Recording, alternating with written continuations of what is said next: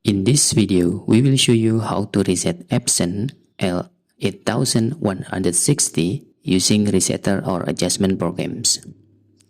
Before you download this resetter file, we suggest you to disable for a while your antivirus, including Windows Real-Time Protection and the Tamper Protection if you are using Windows 10 or Windows 11. After that, you can download the resetter file, the link on comments. After you download the file, you can just right-click on the files and select Extract All. You can also extract the file using program like WinRAR.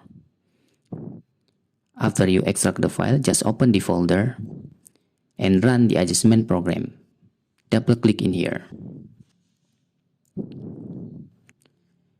If the first time require the password here, you can see the password on the txt files.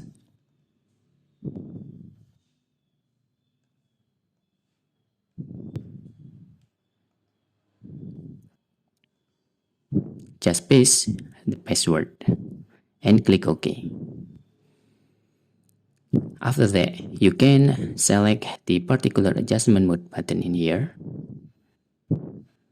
and choose was inkpad counter and click OK. Then you can tick main pad counter option and click check button. After that, you can click initialize button. If you encounter an error here, you can try to repeat the resetting process. And also try moving your USB printer into another port available on your computer. After the resetting process successfully, you can just click finish and turn off your printer. After that, you can turn back on your printer again. And that's all tutorial how to reset Epson L8160 printer using resetter or adjustment programs. Hope this video helpful for you.